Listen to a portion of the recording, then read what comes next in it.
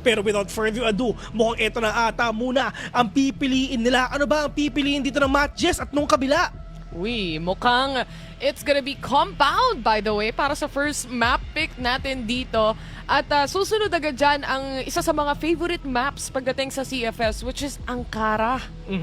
So, kumbaga makikita natin dito yung mga classic maps, kumbaga, dito sa games natin ngayon. The question is, are we gonna see a 2 or probably a 3 games para sa ating best of 3 series? Kasi ito din talaga yung inaantay nga natin, di ba? If ever you really wanna be the best, if ever you wanna be up against with all the professional teams nga all over the world, ito muna ang kailangan mong puntahan. Ito muna ang kailangan mong ipanalo. And syempre, if ever panalo ka dito, makakasama mo yung mga invited teams natin. Pero, bago natin pag-usapan yon, dito muna tayo sa dalawa.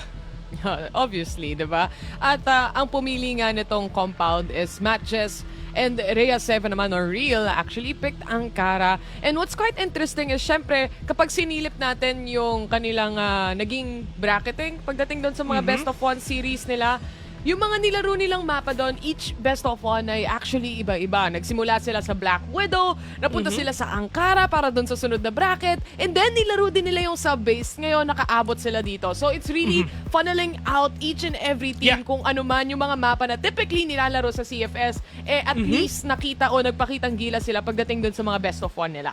So it's like we're actually really saying na talagang gusto natin ma-filter lahat ng mga worth it and yung mga worthy na makita nga natin dito sa mga international tournaments, of course. Pero at least, di ba? I mean, ang CFS kasi napakatagal na yan, men. Ilang taon na talaga yan. And syempre, pagdating dito nga sa taong to, hindi pa rin tayo magtatapos para nga malaman natin kung sino pa talaga ang pwedeng tumapat sa mga international teams dito sa mundo na to. Pero, Bessie, I mean, of course, this is the first time nga na makikita natin tong mga teams na to dito sa araw na to. So, siguro 3 games to eh. What do you think? Probably, kasi kanina wala nang chance magkamali, di ba? Best of 1. And this time around, may map picks and bans pa silang ilalabas. So definitely, they can pull up the cards here kung saan sila comfortable na mga map picks. And this time around, you really get to feel yung best of 3 scenarios natin na talagang competitive when it comes to how we funnel the teams that we have right here pagdating sa Masters nga. But also at the same time, excited akong makita, syempre, mga panibagong teams na kayang umusbong and really bring Crossfire up to another level, up to another notch, ika nga. And possibly, sila rin ang future, ika nga, ng CFS. Yeah, I mean, malay mo, lahat naman ng mga best teams is napupunta muna dito, di ba? Dumadaan muna. Oo, dumadaan dito sa butas ng karayom. Then right after that, talaga sila naging representative nga ng ating country. So, kumbaga, sila yung mga susunod sa yapak ng mga na Pacific Macta at ng mga iba't ibang teams pa nga natin na naglalaro outside the Philippines. And syempre, the question is, ano ba yung mga klaseng strategies nga ilalabas nila dito? Are they gonna play na sobrang slowly? Shoutouts nga pala sa Vasco. Or probably na sobrang mainit at aggressive na play. Shoutouts nga pala sa Pacific Macta. But without further ado, it's gonna be MJ versus R7. Eto na, maglalaban na sila. Let's go. Ito na. Oras na para magkaalaman. First map nga natin is gonna be Compound at magsisimula sa Blacklist side muna dito ang matches. At nakikita mo naman, no, very typical pagdating sa isang Compound is you wanna try and get some space and maybe get some pickups. Pero nga lang, mapapatras ng kaunti dito sina Loy at Arsec dahil sobrang baba na sa HP. But instead, si Cox ang makakahanap ng first kill. But right now, at least meron na tayong first balikan na nakikita natin ngayon. Pero hindi pa naman sila tapos. For sure, yung mga ibang players, ito yung mga ibang teams, sila talagang lalaban nga sila first. Who's gonna be the best like no one ever was. Pero syempre, pagdating nga dito, medyo kalmado muna tayo. Hindi muna sila gumagawa ng anything in order for them na talagang magkakitaan agad para nga makapasok sila. Kumbaga, this is actually just try to test out the waters muna. Kumbaga, talking stage, Bessie. Just try to figure out kung ano ba yung mga capabilities nila, and pag nabasa na siguro mga 2 to 3 rounds, tara, game na. Kung mapapansin mo, no, pagdating sa mini-map natin, by the way, na medyo stacked up onto the right side. Itong mga players nga on the GR side definitely. And nagsisplit up sila dito. Pero ang unang contact syempre si Cox. Pag nadaanan nila yan, this opens up a lot of opportunity para sa side ng MJ na makapasok nga dito sa loob ng sites natin. But remember, Arsec nakasurvive pa siya doon kanina. So it's still a 4v4. Actually, good opening nga na pinapakita nila. Pero itong mga players nga, lalong-lalo na si Arsec, talaga binabantayan din talaga niya, not letting Madges ka na makapasok dito sa loob ng site. Pero yung mga players nila mga papasok na atas Deja Vu, nakaisa pa. Pero dire-diretso na talaga si A7J, pero that's gonna be a deny na talaga na ginagawa din dito ni Rels. Pero it's up to the Rels right now on a 1v2 already. Sila nga mag-isa at mukhang napakahirap na nito kasi sinasandwich siya ng mga players nga ng R7. Pero 1-0 already onto the side of R7 ngayon. Alam naman natin kung gaano kahirap mga entry pagdating sa mapa na to, lalo na to take over completely yung isang site. Kasi up to say the least, paglalabanan mo yung mid control, but other than that, i-assume mo din na may nakaabang na rin sa loob nung mismong site na yon. And it's such a close encounter na dapat nilang tapatan. At Arsec nga dito ang mauuna makakakuha ng pangunang kill. 4 ang natitira para sa side ng M7 ngayon. They try to punish and pincer through mid, pero yung crossfire na hinahawakan ng 3 dito, medyo mahirap. Medyo mahirap nga like what you've said, pero tamang need lang din talaga in order for them to counter that though. So yun na yung ginagawa dito ni A7J para nga makapasok siya, pero ang problema talaga na talagang natatamaan din siya. Pero Deja Vu with a 2K, good opening nga para talaga mapigilan pa nila yung possible aggression pinapakita ka ng Madges ngayon. But R7 making a name for themselves, not letting Madges na makapasok sa loob ng site. It's gonna be that 2-0 that we're looking at pagdating sa teams natin ngayon. R7 really doing a good job pagdating sa mga hold nila on the defense itself, at medyo masakit yung mga nades na dumapo sa kamay ng MJ dito. Loy was picked up because of that, and or else medyo masakit yung damage. Atras muna, repossession para sa kanya. Pero habang nangyayari, napakainit nga na need kill na ginagawa ni Deja Vu dito. But at least, pwede ito 3 versus 3. Rel super low on HP, si MZ mawawala din siya. Pero pagdating naman dito kay Va, oh no, makakita ba siya? Pero yun nga, napatay din si MZ ngayon. Pero A7J na lang ulit ang natitira on a 1 versus 3 already. This is gonna be difficult nga if ever gusto man siya pupunta. Pero sabi niya, tara, magbida lang din tayo if ever talaga makakita tayo. Or probably it's really up to him. The 1 minute 40 seconds, medyo mahaba pa yung oras. Nasa kanya naman yung C4. So kitang-kita natin talagang pwede pa rin talaga niya maklatch to. But kailangan niyang ma-force itong fight na to, ano, 1v1 or the 2v1 para lang mapunta sa kanya yung kalamangan ang kakaunti. Kakapag-plant siya ng C4 dito, libreng-libre yung loob ng site, setting up smokes, and kaya niya pa actually makapag-repossession. Maybe get that first kill para sa isang 3v1 situation. That would do a lot para sa kanya. But 27 seconds remaining and retake is already in progress. Isolating one fight, pero yun lang ang kakayanin niya as, again, para kay Rhea 7, sila makakuha. I mean, sa totoo lang for A7J, I mean, I really love the thing na talaga nag-push in talaga siya. You really need to force out that fight as well for him to catch these players off guard. Well, yun naman talaga yun eh. If ever you're in a 1v3 or in a 1v2 situation, if ever nagtago tayo sa likod ng site or kahit saan man, mas makakakuha ng control and pressure yung mga kalaban natin. Pero yung ginawa niya, nag-push in siya. Pero ang problema, na-trade lang din talaga siya ng R7. Pero hindi pa naman tapos to. Pero Madges nga, kailangan nila makapuntos dito na kahit isa. Isang puntos, yan ang hinahanap nila sa 3-0 na to right now. And for the time being, it's just a hold so far. Merong 3-2 split na nakikita tayo mula dito sa side ng M7. They tried to pincer up kahit pa paano to take space, pero MZ managed to pick up 1 kill. Nakikipagrat-ratan dito si Deja Vu, pero tumatama lang yung bullets. Instead, siya pa ang mamamatay dito as Frey shuts him down and tucks him away. And baka ito na ata ang unang puntos nila kung sakasakali man. We are on to a 3v2 at planted na rin yung C4. Oh no, nahuhuli pa rin ata ng R7 to mga tropa, pero R6 na lang dito ang natitira. Super low na niya, rodolo pa kalaban na A7J. Na 1 bullet na lang siya, but at least yung aggression na pakita ng A7J catching R6 agad-agad, and finally nakita na nga natin dito, Madges getting their first victory. Finally, nahanap nila yung first point na yon, and I feel like certain adjustments na at least nagagawa nila dito para masagot agad yung R7, knowingly na muntik pa maubos yung iba sa mga miyembro dito ng M7 to say the least. Pero panibagong round, panibagong puntos. Rels nga as the sniper so far. No pick-up kills here at isa lang yung nagko-control ng mid nila for BL side. Mukhang iniiba naman ata kayo ng playstyle nga ng Matt Jess. I mean, kanina medyo aggressive pero ngayon medyo talagang bumabawi pa rin sila. Hindi pa rin sila nagpapakita dito pero si Loy, Diyos ko, nabawasan na. Pero tamang palitan ng baril, mga tropa, para talaga mag-pick off natin yung mga kalaban natin ngayon nasa harapan natin.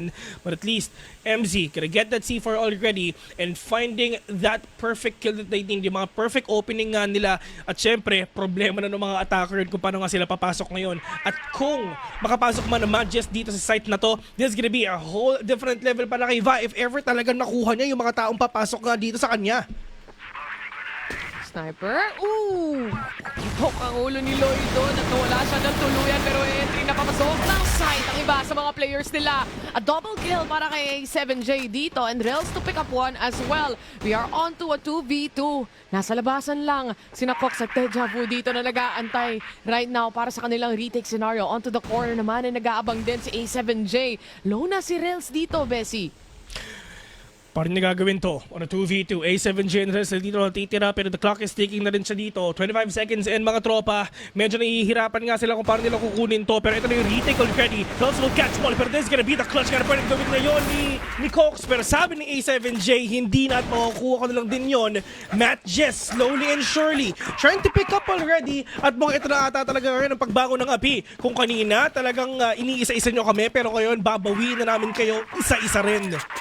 3-2 at unti-unti nga talaga nilang binabawi yung mga puntos na nawala sila kanina or na nawala sa kanila kanina. And this time, R7, parang naiintindihan na rin ng M7 kung ano kailangan nila or rather, na matches kung ano kailangan nilang gawin dito. Jex on the other hand, makakahanap ng unang puntos, unang kill. That's towards Loy.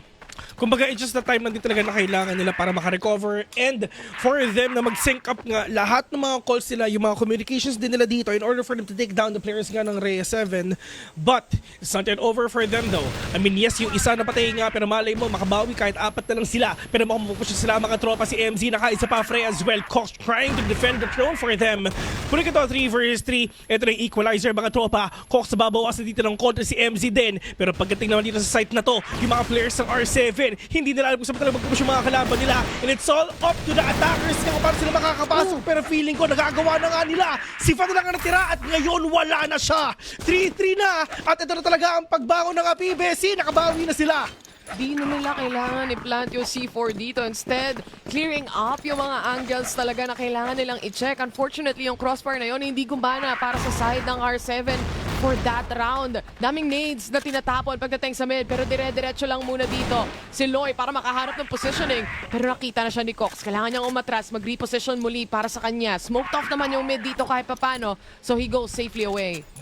Pero ngayon mga tropa, nagkakabawasan na nga sila.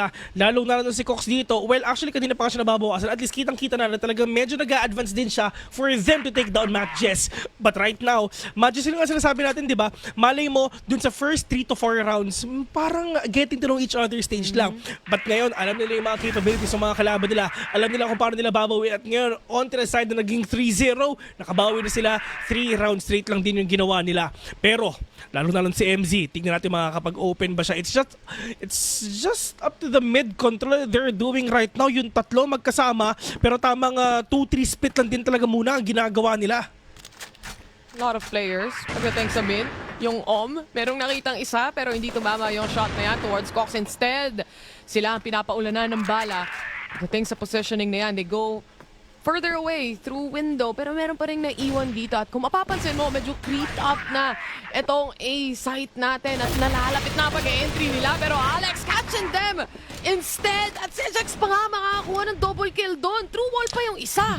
Nabawi na nga nila at si MZ tsaka sila dito natitira nga doon sa may kabila. 50 seconds at kailangan nga nila makapasok dito sa BRA pero it's really up to them kung saan sila pupunta. Pero ang problema, yung C4 na drop pa at kailangan nila pulutin to pero nasan badges ko, nasa may gitna. Pero pagdating naman dito, si Asik nakapitas nga ng isa, si MZ na wala. Pero puti ito, 1 versus 3. Sabi ni Reds, men hanggat buhay pa ako, kaya pa.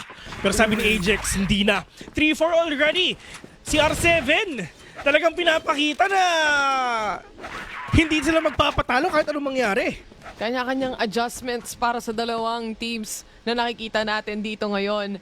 And it's the same kind of scenario, same kind of positioning that we've been seeing kanina, di ba? Na si isa sa mga sniper nila dito ay mag-aantay through window, try to get some pick-off, pero alam na ng R7 yan. Kaya naman this time, makikita mo, mapapansin mo, wala nang naka-sniper dito. Instead, si Cox D, diretso na siya para patayin at hanapin yung pangatlo niyang kill. And with that, Rels answers back. Makakadalawa sila dito. We are now onto a 2v1.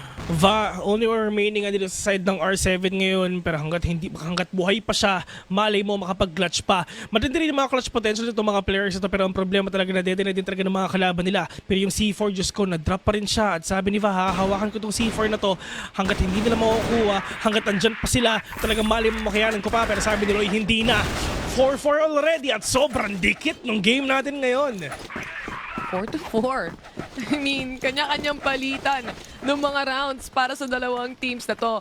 May mga iba tayong playstyles na nakikita na nagpo-push din yung GR side para makahanap o maka-take cover ng space. But at the same time, Matches is also pulling a lot of cards onto their sleeves dahil iba-iba rin yung plays na nakikita natin mula sa kanila.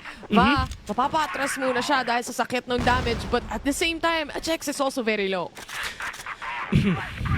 Medyo pantay lang din talaga yung mga HP nung dalawang teams ngayon. Pero on the side ngayon na Matches, mga tropa, inahanap lang nila yung best opportunity for them to go in. Pero nagkakataman ata sila dito. Napakadaming putukon na nangyayari. Nag-aambaan silang dalawa. Pero itong mga players nga, lalong-lalong si Va, kaliwat kanan yung kalaban niya. May tao dun lang.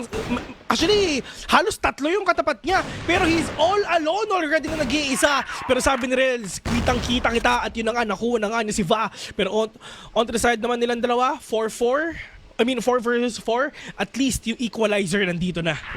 Tatlo makakatapat nila sa mid kung babalik sila doon at mukhang ganun ata ang pinaplano nila. Dala-dala ang C4 right now. And nahuli si Loy na nga dito. That is gonna be the C4 being dropped. May isa pa rin silang sniper dito sa kamay ni Rels, pero meron bang makahanap na pick-off yan? Yan ang tanong. And you see how they pulled up the rotation here. Tatlo na yung nag-aabang kanina pa at nag-aantay lang. Habang yung players ng Matches dito, kahit nakahanap sila initial pick doon sa site na yon, hindi pa rin nila dinuloy.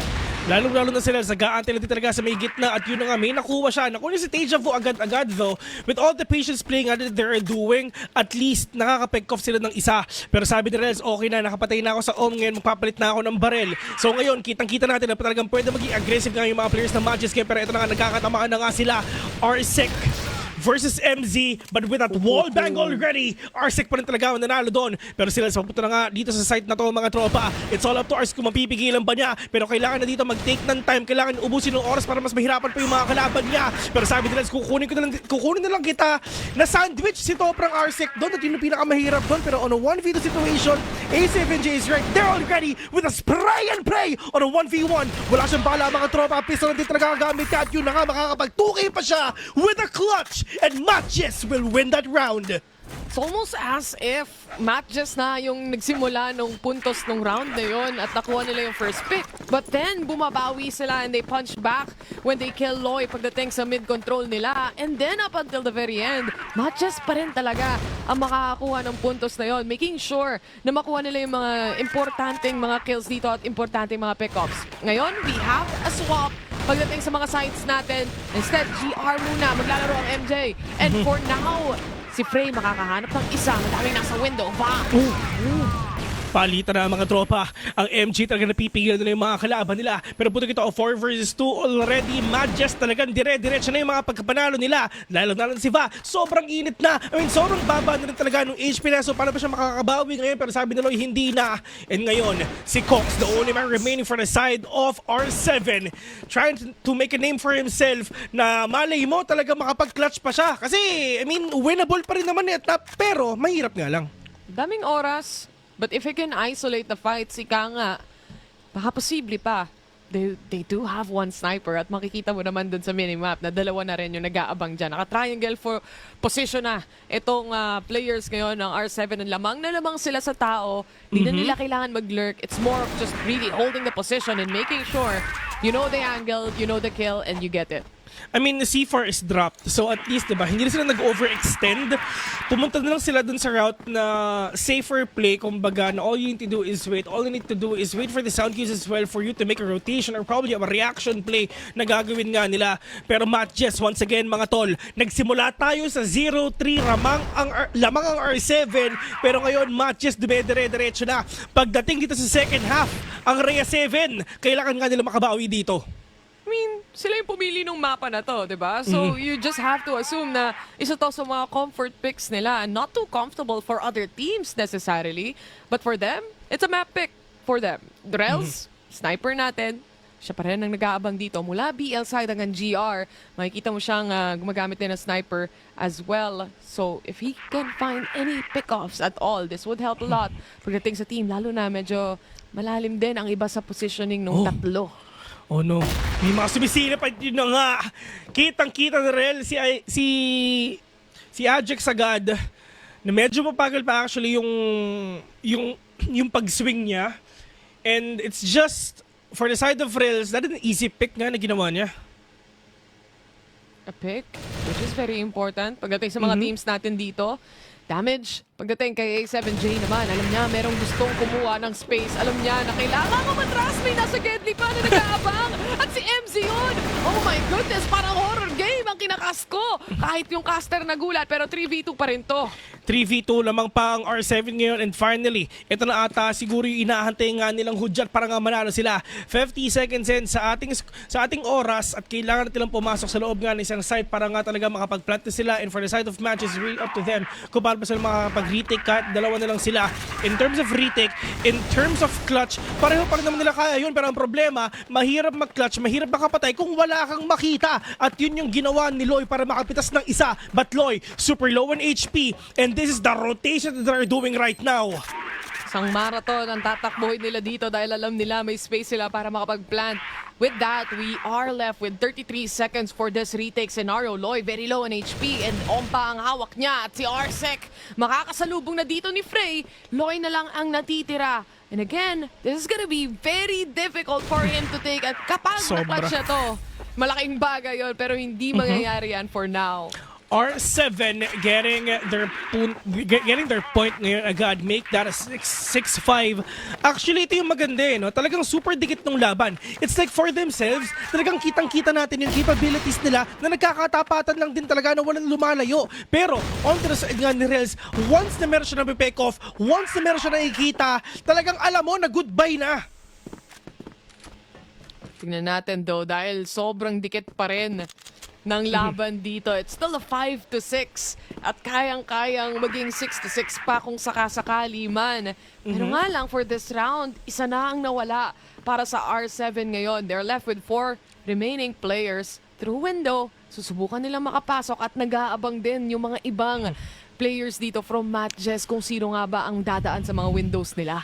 Nagkakasubukan silang dalawa mga tropa pero si Va hawak-hawak niya yung C4 ngayon. But in terms naman dito sa matches, all you need to do is wait. Yung dalawa magkasama, so kumbaga parang body system lang yung pinapakita nila. Pero kaya pa ba din napigilan nga yung pwedeng entry nga na pwedeng gawin ngayon ng R7 ngayon. Pero on to the side nga ngayon kay Va, it's just MZ at kay A7J, siya muna yung makikita niya. Pero ang problema, Bessie, naka-crossfire sila malala. Pero with that crossfire, walang magagawa yung crossfire kung yung isa patay na. Alam na nila yung posisyon kasi kanina pa nila pinaglalabanan yan kahit nagkaiba pa sila ng side. Pero si Tejabu babawi with a kill. Loy on the other hand, still trying to pincer through pagdating sa doors. It's still a 3v3. Pantay pa rin ang laban pero so far the C4 holders na si Va nag-aabang lang din sa Gedli. Repositioning himself. Rels on the other hand is holding on point. Chinek yung corner pero si Loy pa rin na makakakuha. Dire-diretso lang sila mga tropa. Puti kita 3v1. Vada only remaining again and again. Pero Rels will catch you off guard. And ngayon, matches 7 points sila mga tropa. 3 more points and they're gonna win this first map nga natin ngayon dito sa compound. Pero yung R7, kailangan mas solid pa yung read nila ginagawa nga ng matches. Actually, good na yung pick-off nila eh. Nung napatay nila yung isang player nga ng MJ, at least yung crossfire hindi na mag-work. Pero alam ng matches kung paano nila masasagot yun. Exactly. Parang alam din nila yung mga key positions pagdating sa mapa na to. To say the least, for MJ right now, Again, it's a comfort map para sa kanila. At kung titignan natin, Cox dito also took a lot of damage through mid. Kanina pa sila nag-aantay at nag-aambahan dyan. But nonetheless, it seems like a quiet map so far. Tahimik lang sila like what you've said. Pero dito sa R7, I mean, they're really trying to switch up every strategy na meron nga silang na pwede nilang gawin ngayon.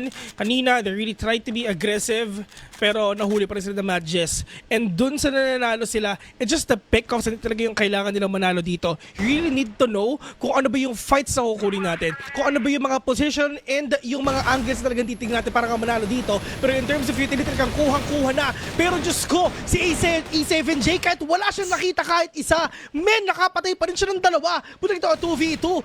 At lamang pa dito ang matches in terms of HP as well.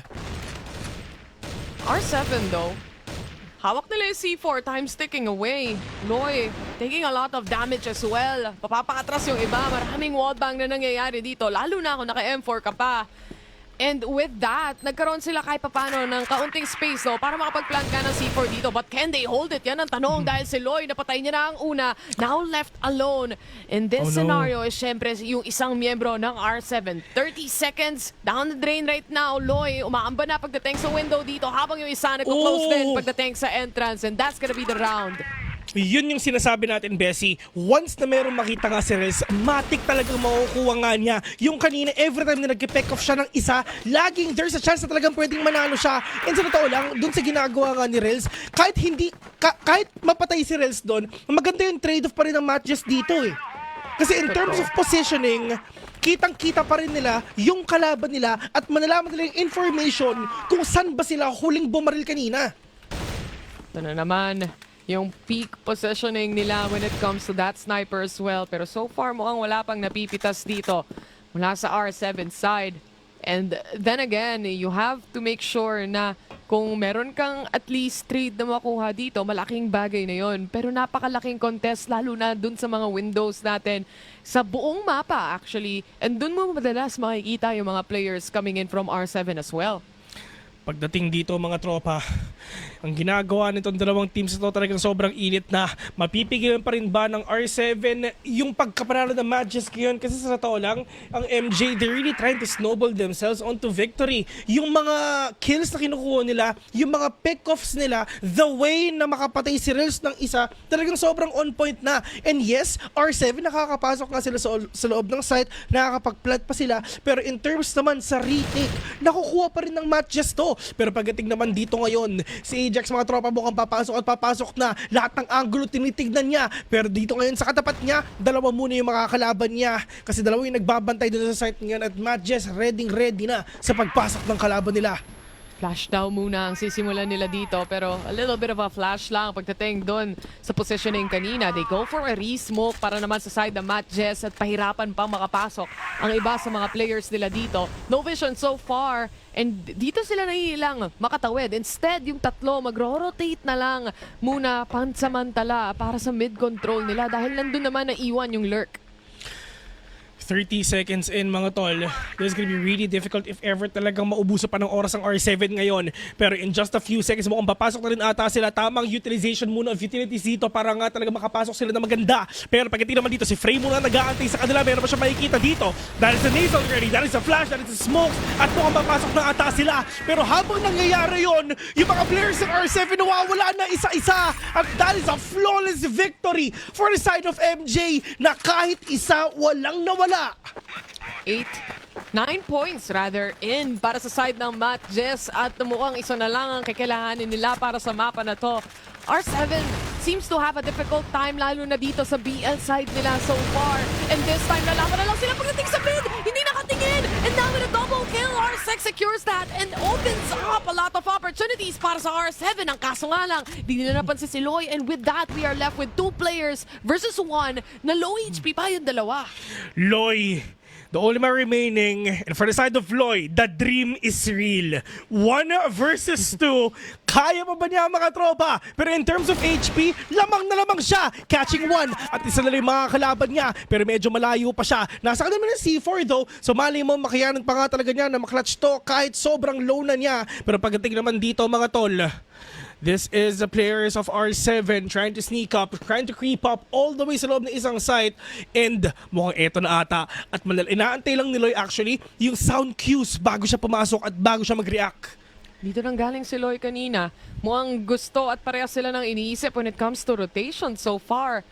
Loy, just waiting for any sound cue here at all. And may isang minuto pa naman, maraming oras pa para mahanap kung meron mang sisilip dito. But Loy, very much aware na planted na yung C4 dito at alam niya rin na mababa na yung HP ng kalaban niya. But still in the end, Arsec siya pa rin ang makakahanap ng puntos dito, making it to a 9-6.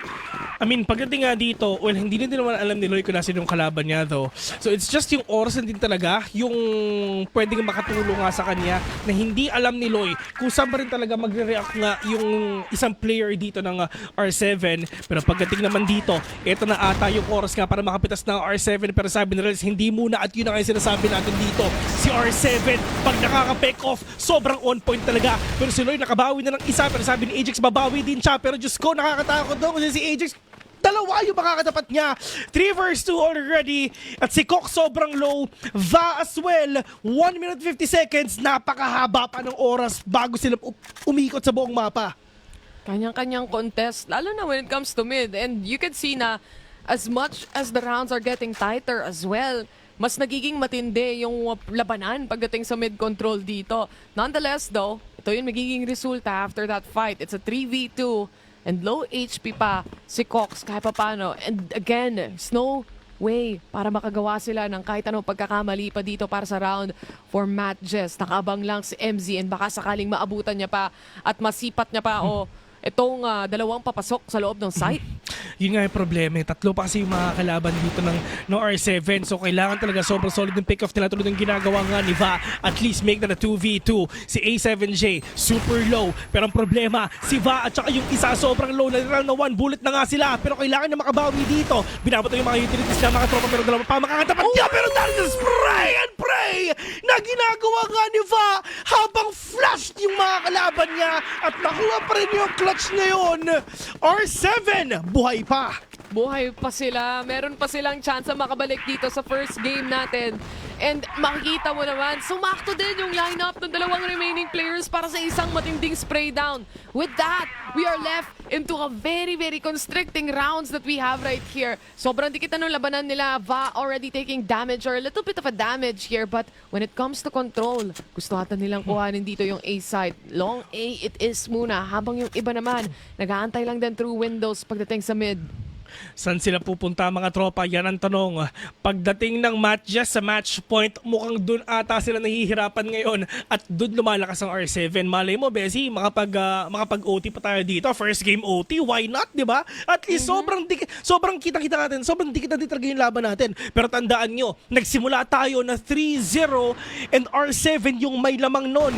Pero yung matches at least nakabawi na. Pero si Rels, at least tamang 1-to-1 trade lang talaga ang pinapakita nila pero hindi pa tapos yung matches kasi yung mga kalaban niya, Diyos ko, bawas-bawas na, lalo na si Va. Gandang reaction time. Lalo na hindi siya nakatingin dun sa kalaban kanina. Nonetheless, siya pa rin na nakakuha ng kill na yon. And when it comes to the flick, makukuha niya rin talaga yung kill na yan. It's a 4v4. Kahit na medyo lamang sa HP itong matches ngayon, alam naman natin from the previous round, it doesn't really signify anything. To say the least, kaya pa rin maklatch out ng kahit na sino na to.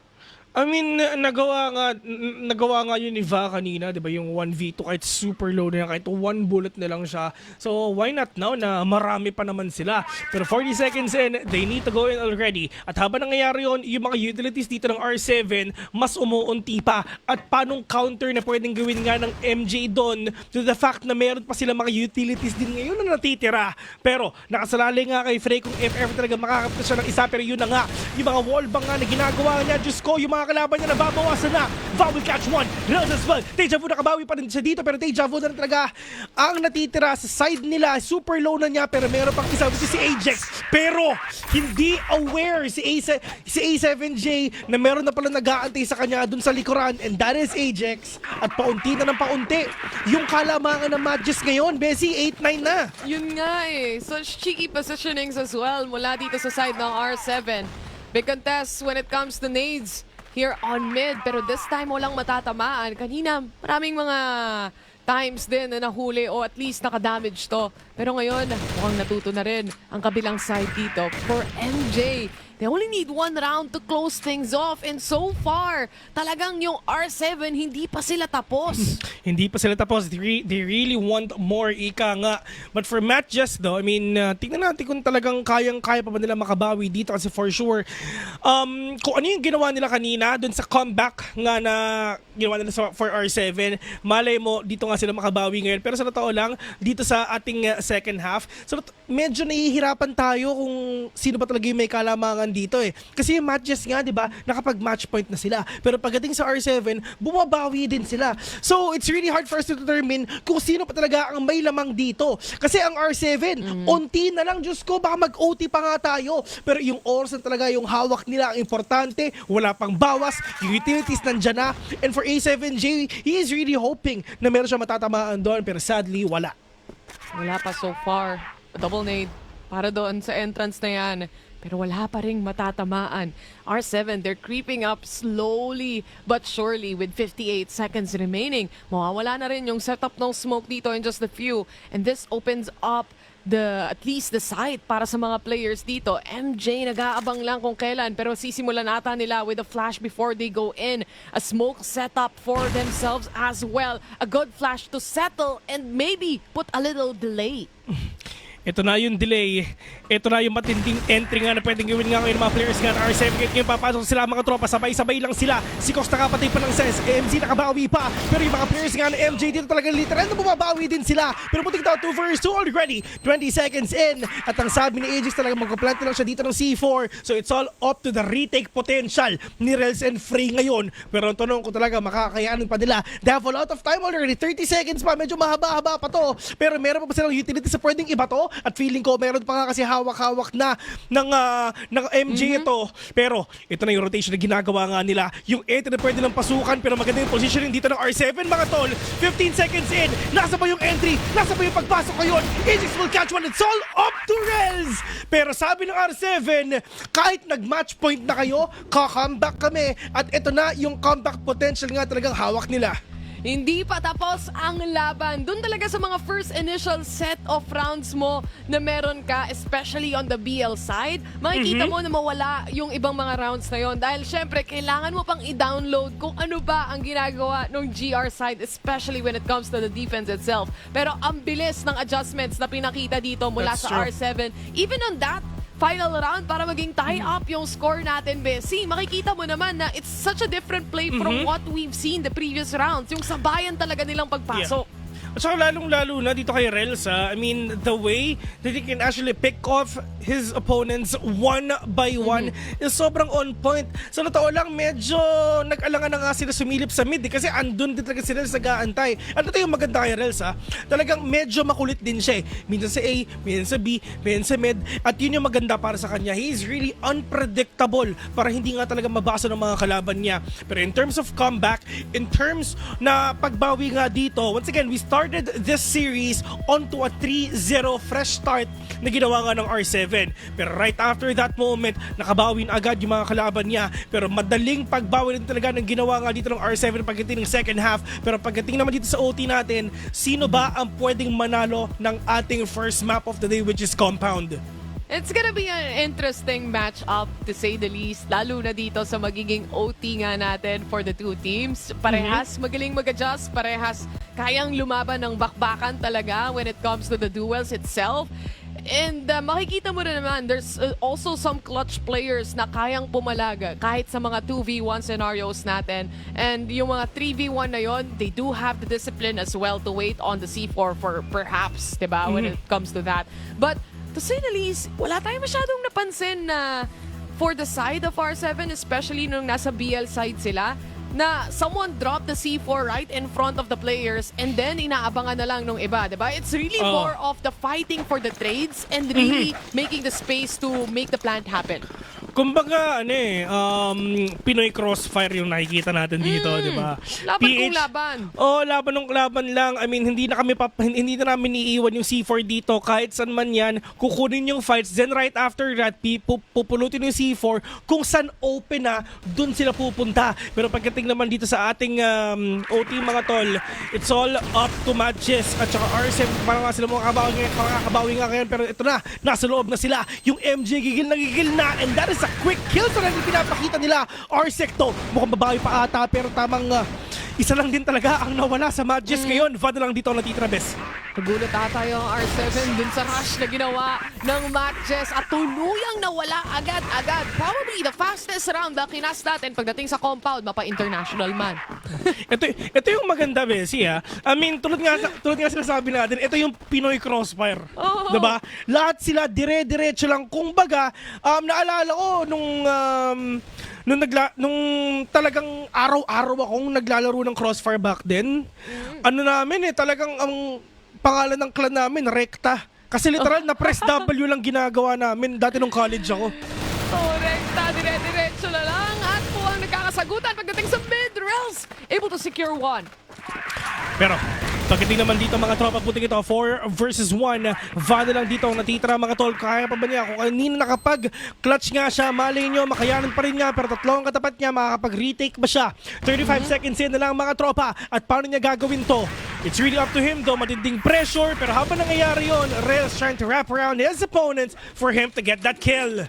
Grabe, the more rounds and the more times na mas dikit pa yung scoreline dito, mas lumalabas yung rushing capabilities ng mga teams natin ngayon. And Matt Jess, right now, PL side pa rin naman syempre, and we do see a lot of changes mula dito sa dalawang teams. Kung kanina, nasa talking stage sila, ngayon ata parang dire-diretso na, parang 10 years na sila. Kumaga, alam na nila no? Memorize na. Memorize na nga talaga nila. Pero dito naman ngayon sa side nga ng R7, is really up to them kung paano makakabawi ngayon. And for matches, dalawa na lang ang kailangan nila at talagang mananalo na sila. But for R7, mali mo makabawi pa though. Pero mukhang ito na ata yung talagang entry na nasa isip nila. They'll will catch one. MZ as well. Make that a 4 versus 3. Hawak naman ni MZ itong C4. So it's just up to the opening na talaga na nabubuksan nga nila. But A7J, pagbalik niya, ayun, buti may napatay na. Uy, nagkasalisihan pa, nagkasaktuhan pa. Ajax though, alam na yung positioning niya kung saan siya posibleng manggaling at si Loy na nga ang sasalo ng kill na yan. 12-9 and matches, sila ang makakakuha ng puntos na to. Matindi! Yung naging unang mapa natin dito, Bessie. It was split by matches, but R7 nakabawi sila at napit nila yung score. Pero yung finale rounds na yon, parang bakbakan kung bakbakan. Sobrang bakbakan na matindi talaga, Bessie.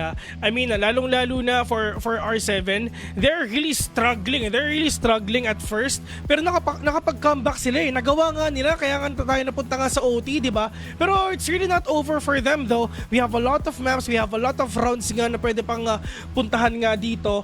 Pero dito naman ngayon sa side nga ng matches, at least yung momentum nila na binild up nila before nung OT natin, at least tuloy-tuloy pa. Tsaka sila yung pumili ng mapa na to kung hindi ko nagkakamali, diba? So, again, sa best of 3 scenario, the best case na makukuha mo out of it is winning your map picks and making sure na hindi makuha ng kalaban yan dahil doon nagsisimula ang tunay na labanan. Sa map bans and picks pa lang. But after nating makita na nagdikit at naging 9-9 yung score nila kanina, para sa side ng matches, alam nila na kapag ni-rush nila to, there's really not much enough time for R7 to recover. Lalo na dun sa rotation nila. Kasi kanina slow play pa eh. So nagkakaroon ng chance ang makarotate pa yung ibang members ng R7. Pero with the rush, hindi nila kayang bigyan ng oras to. Dito nananalo ang R7, lalong-lalo na pag nasa BL side sila. Pero dun sa entirety ng ating before OT, nakabawi ang matches dumire-diretso kahit nasa GR side sila eh. So mali mo mangyari ulit yon kasi nga in terms of damage, si Va and Frey may bawas na dito. Both are low as well. So it's really up to the utility play na talaga na pwede nilang gawin ngayon. Sino ba ang unang mapupunta dito sa 13? Yan ang tanong. palit muna barel, sabi ni Idol, dahil si Frey half HP na. So, at least, kung naka-AWM ka, long angles yung hahawakan mo and not really on the firefight itself. So, tignan naman natin ang magiging push dito ng R7. Such a difference, night and day, when it comes to the push of Matt Jess. Saan ba sila pupunta mga tol? Medyo malayo pa though. We're still unsure pa kung saan ba yung perfect area, yung perfect timing, yung perfect distance, and yung perfect angle na talagang pwede nilang tignan in order for them to go inside his side, and probably mukhang talagang magbibi na rin sila. But for MJ though, are they ready for the strike of R7 at mukhang magsisimula na? Once na nagsettle yung mga smokes and flashes, labanan na naman to para sa kanila. 4 nang nakahanda pagdating sa doors. At sina AJ or rather A7J at MZ ang una nilang makakasalubong dito. Andito na sila sa looban at mukhang si MZ trigger discipline lang. Isa mahuhuli na dito, makakadalawa pa ba siya? Alam na kung saan ang posisyon niya, pero iba muna ang reaction at iba-iba ang tinitignan nila. Frey na lang ang natitira in a 3v1 scenario. Siya yung naka-sniper at ngayon yung rotation niya pa lang ay makakaabot pa lang. Napakahirap to, Bessie. Actually, kahit pistol lang to, kayang-kaya to. At sobrang sayang na nung kasi yung mga players dito ng R7 is super low na. Yung tatlo, literal tigi isang bullet na nga sila. But for R7, at least yung entry nila, sobrang perfect actually for them with all the utilities that they're doing, with the flash na talagang binato mo nila na first, then lahat sila pumasok na, nag-waterfall na, pero wala silang idea na yung Matt Jess nagbabantay pala para sa kanila at kumpleto na yung triangle defense nga na ginagawa nila. Pero sobrang overwhelmed lang yung Matt Jess kanina, pero malay mo, mangyari ulit yan ngayon kasi R7. Tignan natin kung makakabawi na ulit sila at magagawa nila yung run na ginawa nila before this OT. Marami-raming chip damage ang natanggal dito para sa side ng Matt Jess ngayon. It's still a fight towards mid. A little bit of a waiting game. Kumbaga, the best sentence to really identify itong R7 is never let them know your next move. Papasok lang sila sabay-sabay pero hindi mo alam kung saan. Saan din talaga sila pwede pupunta ngayon. At least yung mga players ng Manchester ngayon, lahat sila medyo duguan na. Si Loy, si Frey, at saka si Rels. But let's see if ever makakabawi ba siya. Pero nga na Ajax will fall down, and good opening out for the side ngayon ng MJ. At least, alam nila na medyo mas madali na yung retake nila, or probably mas mahihirapan pa yung mga kalaban nila kasi kulot na nga sila ng isa. But A7J mawawala din ngayon. Pero yung R7 talagang dire-diretso din siya. Si Loy nakadalawa pa. Puti ito, 3 versus 2. Cox in R6. Actually dito sa game na to, kahit dalawa para or 2v3, 2v4, nananalo pa kung sino yung dehado. Tignan natin kung ganun din ba magiging resulta pagdating dito sa round na to. Napaka-importante para sa R7 if gusto nilang makabawi. But they do have to find a site where to plant this C4. Ang kaso nga lang, mukhang nakaabang na rin ang R7 or rather ang Matt Jess kung sino ang papasok sa kanila. Yun ang tanong, kung sino rin talaga yung magiging attacker dito, yung sino mauuna sa kanila. Pero sabi nila, sige, si Cox lang muna. Pero at least, good pick-off nga ginawa ni Cox dito. At least equalizer, nandito na ang mga tropa. Pero make that a 2v1. Arsik the only remaining. Flash not gonna connect onto Arsik right now. Pero wala na siyang oras ngayon. Kailangan niya talaga mag-plant nga ng C4. Pero Matt Jess, onto that hunt. Onto that kill right now. At let's see if ever talaga makakapag-retake sila. Pero in terms of wallbang, mawawallbang pa ata ni Arsik to, pero kailangan niya gumawa dito ng mas magandang angulo para mas mahirapan pa ang Magis nga na ma-pick off siya. Pero yung mga players ng MJ andito na, nasa loob na. Pati ako napaiwas sa flash, mga tropa. 19 seconds remaining. Wala pang paramdam. Maganda ang positioning niya. Napaka-open plan para sa kanya. Pero syempre, a swing will settle the deal para sa side ng Matt Jess dito sa round na to. And with that, we see